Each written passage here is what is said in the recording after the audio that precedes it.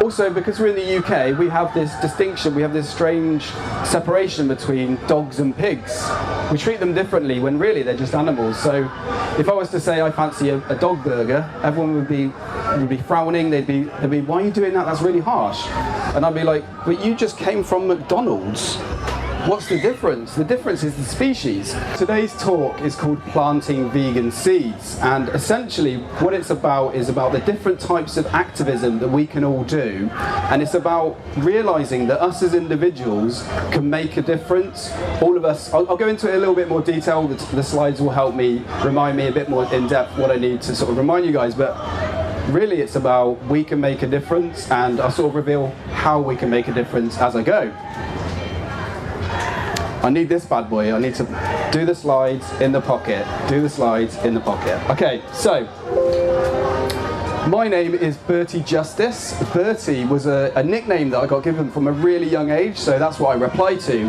But I'm really fortunate because Justice is my surname. I'm a vegan. I like talking about veganism, and Justice is my surname. I'm really lucky, very fortunate for that. But what I've created is a website for people to use. It's like it's a hub, information hub. So a lot of the things I'll be talking about today will be on my website. I'm also going to make a PDF of my slides from yesterday and my slides today. So if any of the slides resonate with you, or you want to like look into a little bit further, they'll be on my website, on my blog. So please check it out. So I started on my vegan journey about 10 years ago, and that's when I stopped eating red meat, and then I eventually became a vegan. But in that time I've come up with these quotes. The only way I can explain it is they just appeared in my head. I'm not even joking, it just appeared. But what I found is that people resonate with them, and hopefully they might be useful to you. And it goes like this: everyone has a part to play in making the world a more compassionate place. Go vegan, then use your skills to promote a vegan lifestyle. So as I mentioned, about 10 years ago, I was up here. I used to eat meat, I used to love the taste of meat, and I didn't really care about what was happening to the animals. I knew about it, but I genuinely just didn't really care. And then a stranger came up to me, gave me a book, it made me reassess what I was doing with my life, and hey, it made me think, I don't want to do that. I don't want to pay money. I don't want to be part of a system that kills animals when we don't need to. So I was like, I'm going to change that. I'm going to gradually change what I eat. So I went pescatarian, and then I went vegetarian, and then I went vegan. And once you've been vegan for a while, I think that we should all become vegan activists. So what that means is using the skills that you have to promote veganism in your own way, in your own individual, unique, and awesome way. I'm also happy for people to use these stepping stones. I want everyone to go vegan overnight, but I'm a realist, and very few people do that. So I will support anybody on any stage of those stepping stones. But if you want to go vegan overnight, support people doing that. If people want to just cut out a little bit, or stop drinking dairy, or just whatever positive change they're doing, encourage that and support them along their way. So in my spare time, I work with a charity, with a group called Devon Animal Save. Has anybody heard of the Save movement? If you could raise your hands. Okay, so for those who don't know what the Save movement, we basically bear witness for the animals and put it onto social media so people can see the reality of where animals' products come from. I personally use it as a way of giving a little bit of compassion, a little bit of love to these animals that are just about to be killed. I should have at the beginning. I just need to do a little quick assessment of you guys to sort of understand where you're at today. So if you're a vegan, could you raise your hand, please? Okay. If you are a vegetarian, could you raise your hand? Great. If you are a pescatarian, could you raise your hand? Great. And any that I might have missed? Flexitarian, cool, that's awesome as well. So in my spare time, I work with Devon Animal Save. I'll talk a little bit about what we do with them. And then I also, I make videos for YouTube, because for me that's the most effective use of my time at the moment, is to put a video out there, and it's there 24 hours a day. Here's the music that I've got to compete with. It's good though, I like it, it's really good, but I'll try and speak a bit louder. And then for 4 years, I worked for a charity called Earth Cafe, non-profit, vegan charity about promoting veganism. What we did is we made vegan food. It was a vegan buffet. very cheap, so very cheap, inviting people in, and they got to taste vegan food, get inspired by different dishes. Then we'd have speakers, and then after that we would have music. So you've got like a nice combination of different things to inspire people. So I mentioned a little bit about what we do with what I do with Devon Animal Save, and this is a slaughterhouse in Columpton, so that's in Devon. It's about half an hour from my house, and I drive up there. I use my camera, I use my phone. I try and give a little bit of compassion to these animals, and it reminds me that they're individuals. So anytime that I'm getting down about veganism, or I'm like, am I doing enough? I think I'm going to carry on. I'm going to keep on going. There's some other people, some other individuals that are involved, and I need to help them as well. Has anybody heard of Earthlings Experience? You raise your hands? Okay, cool. So for those who haven't heard of what Earthlings Experience is, we take slaughterhouse footage into cities and towns, and we have two roles. We have people inside the cubes who show the slaughterhouse footage, and then we have outreachers who talk to the public and really try and connect with them and understand where they're coming from and make them think in a way that they may not have thought about before. This track is really good. Okay, back to the talk. You're here for the talk, not for the music. You can enjoy the music after. But I also do interviews with people on the street because I want to reach everyone, really. And this is one of my friends. She came up and she put on a VR headset of inside a slaughterhouse, and then I got her raw, straight, her instant reaction to what she saw. And I've also interviewed a lot of other people on the street as well. I've had a lot of aggressive debates. I've had a lot of sort of uncomfortable debates, and one of them was with this Royal Marine. And basically, it's quite a long chat that we had. But essentially, one of the points was that he said food chain. He said, I'm going to eat meat because of the food chain. We both agreed that there's no such thing as the food chain because we have shops and we're in 2018 and it's a myth. And he's like, yeah, I agree with that. And then he kept on returning. Every time he didn't have an argument about my point, he'd say, food chain, food chain, food chain. And it was an interesting insight into what some humans are like. We agreed it wasn't a thing, but then he was like, no, there's a food chain. It's quite an interesting insight into how people react.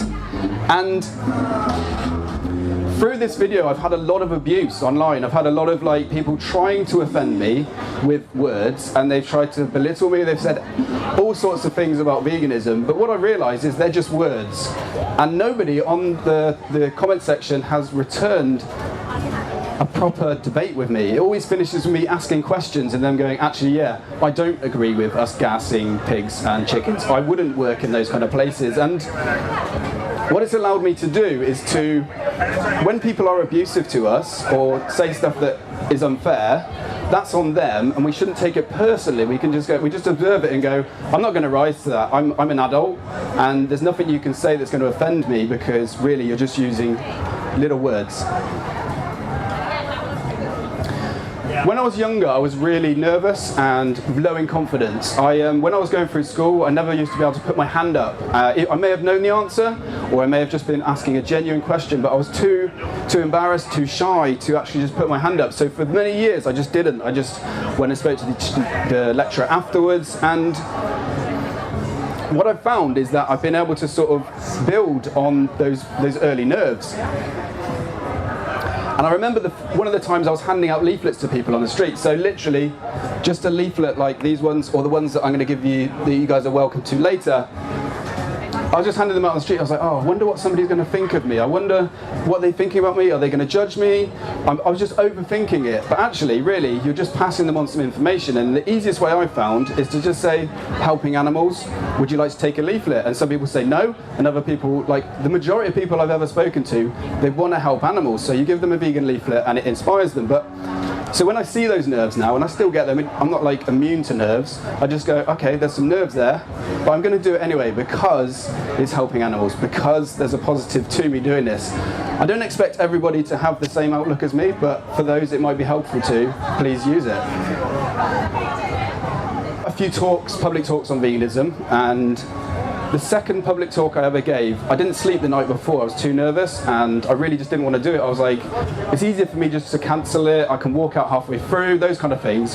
And in it, I was like, oh my God, I'm so stressed. I'm so tired. I haven't eaten properly. What am I going to do? And I was like, okay, I'm going to see this out, and then I'm going to assess the talk afterwards. I'll do it, and then make a decision after. And luckily for me, what happened is, to my amazement, 2 people instantly after I spoke to them, I just said some words, I showed them a free video that everyone's welcome to share, which is called Making the Connection, really inspiring, and they just came up to me, and this woman was like, I need to read it exactly to give her like the proper credit, but it's like, there is no reason I haven't stopped drinking milk, I'll just have to do it. So that was amazing to me. I was like, amazing, you're going to change straight away by me just saying some words. And then the second person, who's also one of my friends, she, after watching the film, she said, straight after, she said, I'm going to do the vegan challenge. And what the vegan challenge then was to do 30 days of vegan. I was like, this is amazing. I go, yes, I'm nervous, but 2 people at least, there were other people, but I haven't listed them, but they was just amazing. I can inspire people, I can change what they're eating, I can contribute to a more compassionate world. And so that's how I'm able to give talks now. I know you can't probably see it that I'm nervous, but I generally am. And these are what I've been doing over the last 10 years. I don't use this as like, it's not for my ego, I'm not trying to pamper my ego. This is to show what each individual can do. So what I've done is I've given 22 talks on veganism to the public. I've had I'm really humbled, I've had hundreds of attendees, it's mad, I'm really shocked. I've made over 100 videos about veganism, or inside the description it is about veganism. I've handed out thousands of leaflets, I've had hundreds of chats with people on the street, and it's fascinating what you can learn from other human beings. There's really, just like, I've spoken to farmers, I've spoken to ex-slaughterhouse workers, I've spoken to mums, I've spoken to children. Everyone has a little bit more information. If we listen to them properly, not speaking at them, which I used to do, we listen to what they're saying, we listen to their arguments, and just recognise, okay, I love meat. Yeah, I used to, but this footage is not me. That's where it comes from. Is not good. We don't. Oh, the other option is we don't need to do it. There's so many amazing vegan options out there. Oh yeah, and I've also had one marriage proposal as well. So as vegans and as individuals, we can sometimes get a little bit down. We're like, can I make a difference? Is me being a vegan making any difference in the world? But actually, what we do, if we eat 3 meals a day, we as individuals eat 1,095 meals per year. No one really thinks about it. That's a huge amount of meals. You as an individual, just by the things you eat, are making a difference. And those days when you feel down and you feel that you're not going to make a difference, there's too many meat eaters, the industry's too big, the vegan movement, which is made up of compassionate people who are trying to make a better world, there's millions of us. Not hundreds, not thousands, but millions of individuals, all with the same mindset, all realising that it's unnecessary to harm animals, to inflict cruelty on them for food we don't need. And so what you can remind yourself when you are on your own and you like just feel down or feel like you're not making a difference, we are making a difference because there's so many of us. So there's 3 main areas that inspire people to become vegan. So there's animal rights. It's obvious that we don't want to hurt animals. When we see animals in pain, the majority of us go to their help, if they're dogs in this country, but if they're pigs, we don't. But a lot of people don't, wait there.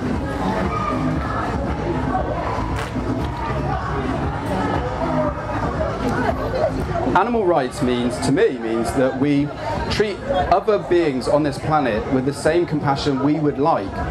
And that's what animal rights means to me. And so there are undercover investigations that are available for people to see the realities of what's happening in the UK.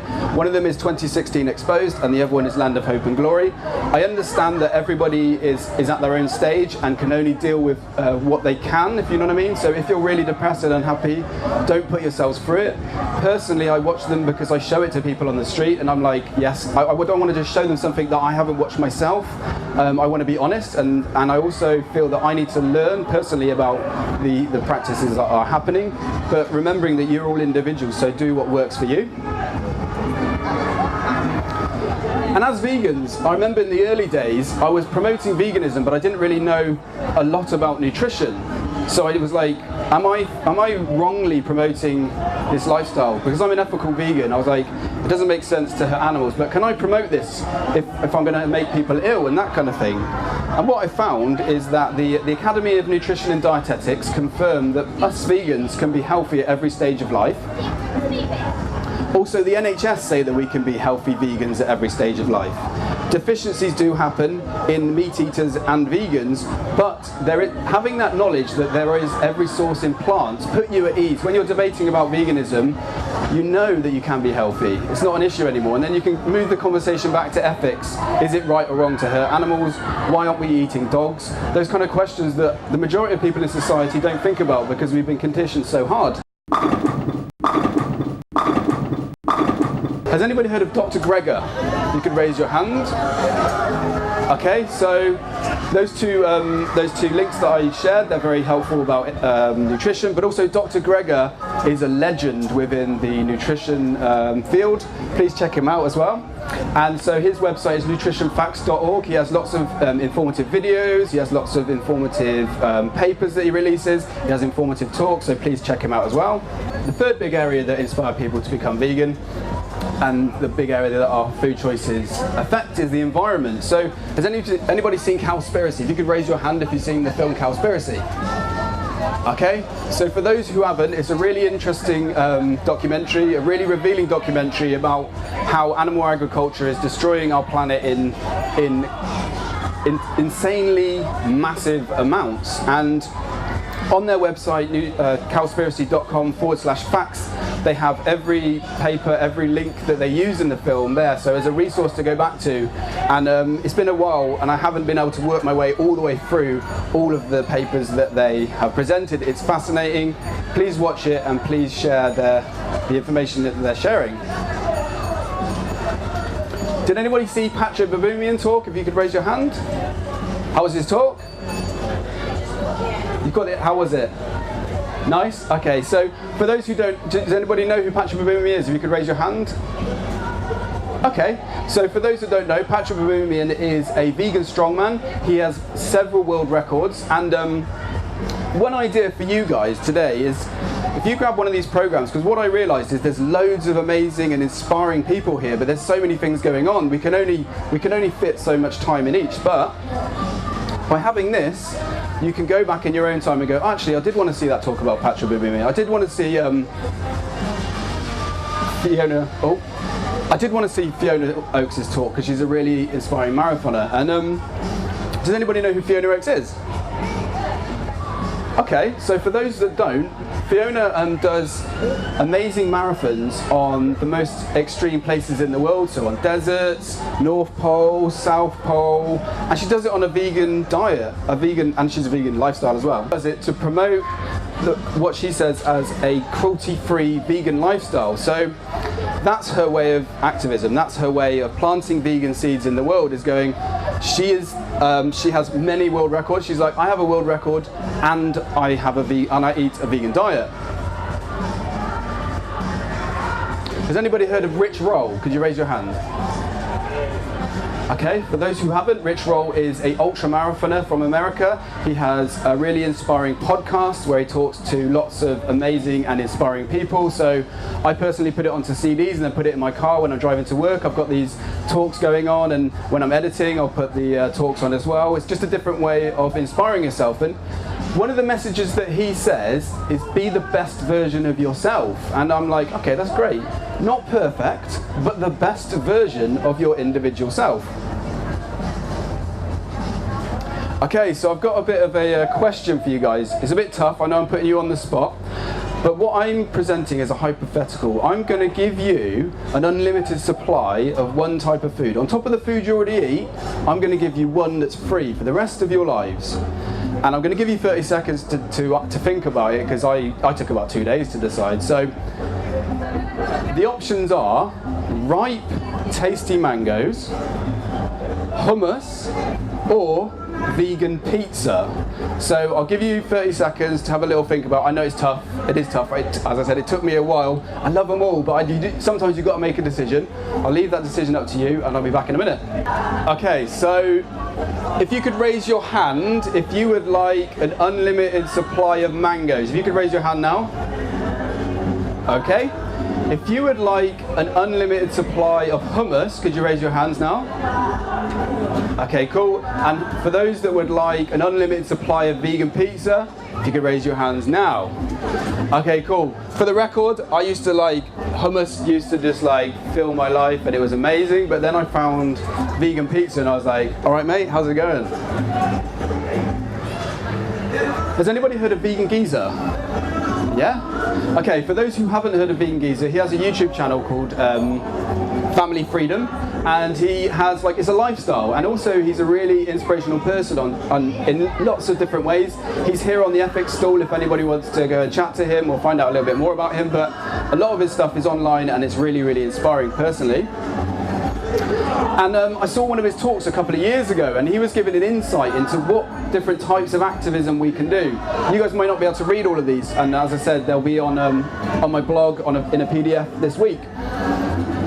And I personally have tried all of these, and I found that some of them align with me more than others, and I found that some of them are more effective. But you as individuals can look at them and go, okay, so I'm not really into making videos for YouTube, but I'm happy to talk and spread a message on the street. I'm an artist, whatever form that is. If you draw, if you paint, go for it. Use that to inspire people. You've got blogs, you've got sharing articles. Who shares stuff on Facebook about veganism and life? Okay, so what you can do is you can just use your Facebook feed. A lot of my feed is just information about veganism, videos, inspiring little clips. All of those plant seeds with people. Some of the videos you can see how many times people have viewed it, but other times you just have an article and it's you could just be planting seeds with hundreds of people. You don't genuinely know. It's just, why not? Put it out there and share the positive information that we have. And as vegans as well, one of the things that Vegan Geezer sort of asks everyone to do is kind of be passionate and be considerate. You know what I mean? Someone's not vegan, don't shout at them, don't swear at them, don't go you're scum, because that doesn't make any sense to me. That's aggressive, and that's not who I am anyway. Be considerate. Oh, I'm interested in veganism. Cool, man. Let's help you out with that. Not you should have done it ages ago. That just is counterproductive. And you've got to treat people how you would like to be treated. The person who gave me a book to inspire me didn't go, here's a beeping book, you beeping beeper. Do you eat meat, you beep? He did it. He goes, would you like a book about vegetarian cooking? You know what I mean? It's a way, we respond to how people treat us, and if somebody treats you negatively, you don't really respond well. So, yeah, does that make sense? Sweet. Some of the things that the Vegan Geezer, Martin, does is he does talks in schools. So he's done talks with primary schools, and he's done talks with people who are in high school. And it's a really interesting way to inspire the next generation of little humans that we have in this country, or whatever country you're in. And so please check out that talk. I found it really inspiring, and I really love the way that he speaks to people. And it's just, is that the best way of saying it? He really inspires me, and I like the way he talks, and he can maybe inspire you guys as well. Has anybody heard of Animal Aid? Okay, so Animal Aid are one of the charities that are here today, and they do speaker training. So if you feel that you're confident enough to speak to children, or speak to young adults, or speak in general, they have a speaker course for people that runs every year, and then that allows you to get into schools and speak to children and inspire them as well.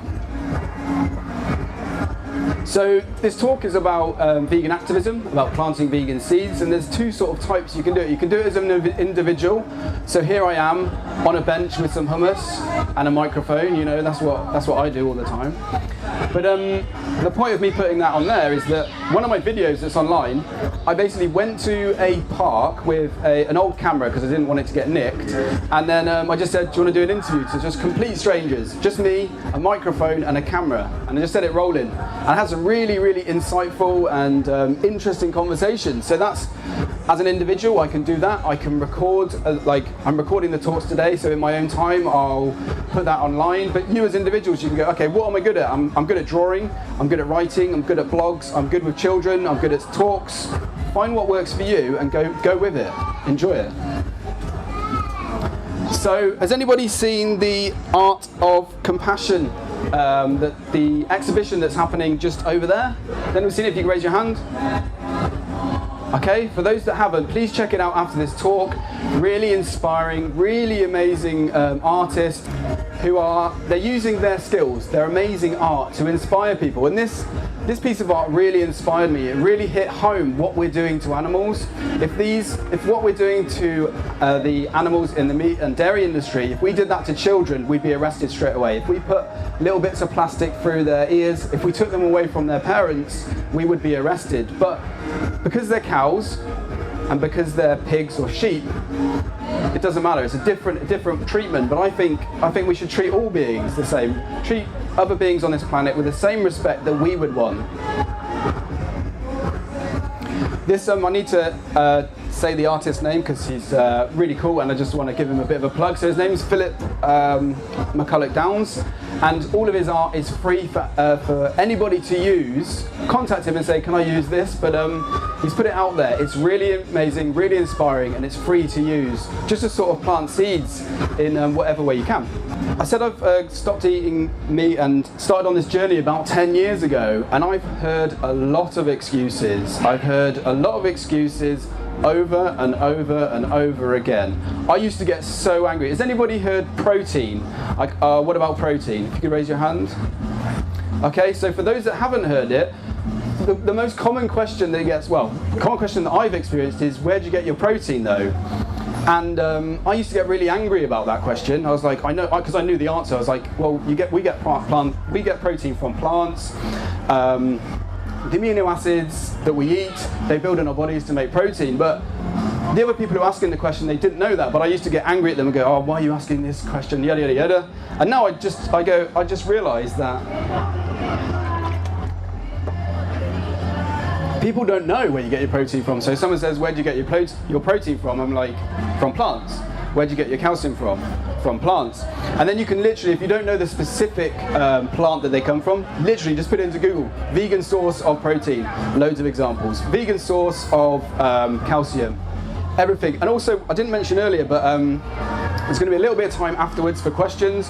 And then I'm going to be sitting over there next to number 15 sign, just on that wall. If anybody else has any other questions, I'll be there as well if I've missed anything that you're interested in. So I'm going to delve in a little bit into the excuses. So one of the most common ones is lions though. So lions eat meat, so us as humans, we should eat meat too. The interesting thing about lions is that they sniff each other's bums to greet each other, and they don't wear any clothes, they go naked. So what I say to meat eaters when they say, oh, lions eat meat, I go, are you going to replicate everything that lions do? Are you going to not wear any clothes anymore? Are you going to sniff my bum when we greet?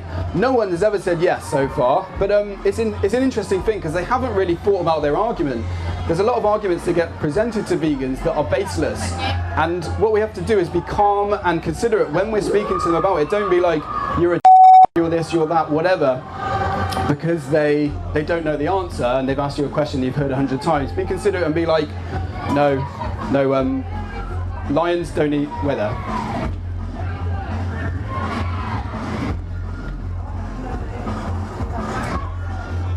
Lions do eat meat, but they do lots of other things that no other human is going to do, so they're not a good example to follow.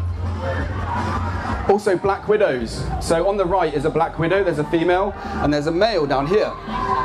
And so when they mate, after they've mated, the female will eat the male.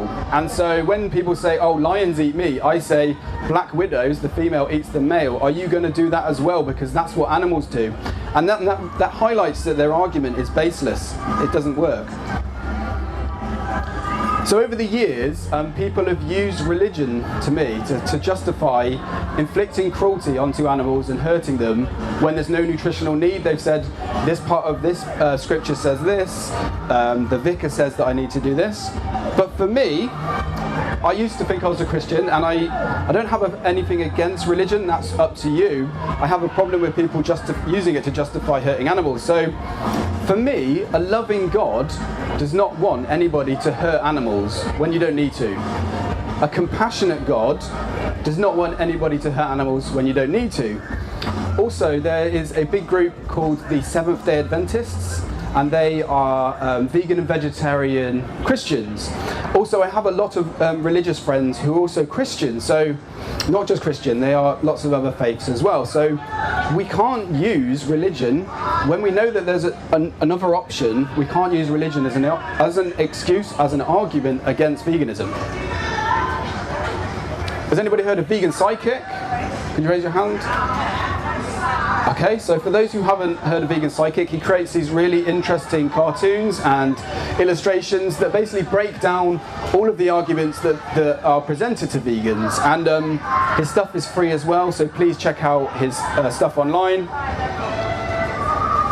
And I mentioned about the food chain. There is no such thing as a food chain. In 2018, when we use shops, also if there was a food chain, we're absolutely destroying the oceans to a point of no return in some respects. So you can't say food chain, oh, you're destroying the oceans, because food chain really means about keeping an ecological balance, and it doesn't make sense. Animal agriculture is destroying the planet in many ways. Doesn't exist. We have shops. What I do is I've sort of formed a set of questions that I like to ask people, and also there are lots of other inspiring people on YouTube and other areas that also have their own line of questioning, but these are the ones that I use and find effective, and they're like this. What's stopping you going vegan? Because then they go, then you get the reasons, and then you can talk through the reasons. What's your view on gassing animals in the UK? So pigs and chickens, we gas them is one of the methods. What's your view on that as an individual? Are you an animal lover? Because what you have from then is actually, I believe that a lot of people in the UK aren't animal lovers, they are pet lovers. I used to be a pet lover. I used to love the little fluffy animals that we had in our house, but I was eating other animals. So for me, that's not a thing of love. And to be a true animal lover, I believe that we have to be vegan. The other interesting question, and very few people that I've ever asked, I asked them, can you kill animals yourself? Genuinely, because I can't. I've tried a few times in the past, I have, and it was horrible, it was horrific. I'm never doing that again. And I asked them, I say, would you be able to kill animals yourself? Also, because we're in the UK, we have this distinction, we have this strange separation between dogs and pigs. We treat them differently when really they're just animals. So if I was to say I fancy a dog burger, everyone would be frowning, they'd be, why are you doing that? That's really harsh. And I'd be like, but you just came from McDonald's. What's the difference? The difference is the species. And we ask these questions, as I say, from a considerate place, like you would a friend, because they may not have been asked these questions before, and you get to sort of get an insight as to where people are at. So as I said, I haven't always been confident, and I haven't always been confident in debating people or chatting about veganism, but what happens is, over time, the more you research about veganism, the more you have conversations with people, the more you come to talks like this one, or other inspiring talks at Vegfest, you build up answers, and you also develop, and also the way I answered those questions, that's my technique. You'll develop your own. You'll be like, Bertie, I didn't like that line of answering. I'm going to use this other one that's a little bit more in line with who I am. And that's totally fine. I'm not here to say, you must do what I do. I'm here to present ideas, and then you'll form your own from the ones that work or don't work for you. And yeah, so with the answers, I'm pretty happy to have a debate about veganism with anyone, because I've been really fortunate that I've spoken to hundreds of people about it, and I've just heard the same ones over and over again, and I'm happy to just sit down with somebody for 40 minutes, an hour, and go, let's talk about it, let's go into the other avenues, and that's through time, through having people ask me like 40 questions in a row, and other things like that. But what I'm trying to say is, overall, you'll develop your own confidence, your own understanding, your own answers as you go. So if you feel that you're a little bit like shy and you're a little bit low in confidence because you don't know all the answers, they do come with time. So I talked a little bit about, as individuals, what we can do, and as groups, we can also be effective as well. So, as I said, I work with Devon Animal Save, and we speak to people on the street. We also do a stall where we hand out leaflets just to talk to the public. And also, the Save movement have a stall there, so if anybody hasn't joined the Save movement and would like to, please sign up with them. And they do really inventive. This is Bristol Animal Save, so anybody who's from Bristol, please join them, get involved. Any experience, you don't have to be as a big mouth as me to come along, just be yourself. I just want to stand behind a stall, I just want to hand out leaflets, I just want to listen to what you guys are doing. You can be any experience to go and get involved. And yeah, they do some exciting things and interesting things. So they have like big inflatable animals, which they just go vegan on the side. So people are like, what's that? Oh, there's a big chicken. Oh, there's a big cow. And it gets people thinking. Like I hand out leaflets, I debate people on the street. That's one way. But then you just can inspire them just with this big sheep or this big cow. It's like, oh, go vegan. Why are they saying go vegan? Oh yeah, because we eat animals, don't we? Why do we eat animals? I don't know. Let's question that. So these are the stepping stones that I advise, and I will support anybody along. So if they resonate with you, use them. If they don't use them. One thing about my activism is, for a long time I wanted to be perfect. I wanted to say the right thing. I wanted to have the right answer every single time. Life doesn't work like that for me. Well, for me anyway, it doesn't work like that. What I've learned to do is just do your best. Don't be perfect. You don't have to be perfect. As long as you do your best, that's what really counts. And that idea sort of got inspired by a person called Bite Size Vegan. So has anybody heard of Bite Size Vegan? Okay, so her stuff is really informative, short videos on YouTube, all free. And yes, that's what her message is. Like, the animals don't care if you're perfect. Bertie, if you say the wrong words, if anybody says something that you're like, oh, I shouldn't have said it like that, it doesn't matter. The animals just want us to speak. They want us to do what we can, and it doesn't have to be the epitome of perfection. Do your best before you die. Do whatever you can. Well, that's what my outlook is. I'm going to do whatever I can for animals before I die, and then when I die, I realise, okay, I've done my best. And sometimes that's all we can do. We can do our best in the situation that we're in. So I will go back to my quote that I said earlier, and it goes like this. Everyone has a part to play in making the world a more compassionate place. Go vegan, then use your skills to promote a vegan lifestyle. Oh wow! So I taught myself to beatbox about 4 years ago. I was just like, and then people were like, oh, that's really good. And I was like, well, I enjoy it. I don't really want to put it out there. And then they're like, you should continue. And I was like, and then I was like, oh, and then people laughed and smiled, and they're like, you should do it. And I was like, okay. And then I was like, one day I just started doing impressions of animals, and there's some pigeons that live above my house at the moment, my flat. And I can hear them, they're like tapping on the roof. And sometimes I'm like, are they mating? Are my neighbours upstairs, are they mating on my roof? And then one day I went, and then I started doing impressions of cats, and it went like this. And then I did pigs as well. It's like,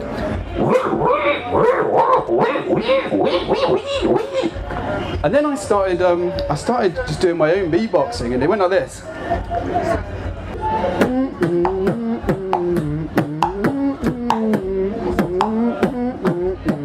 Is the humming coming through? Because I can't tell from this end. It is. Is it loud enough?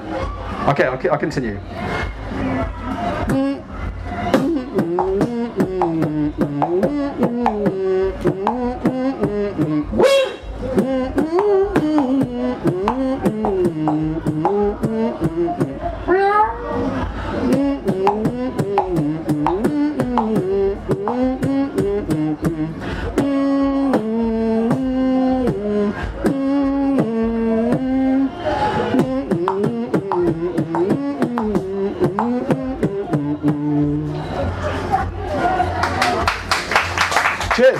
Cheers.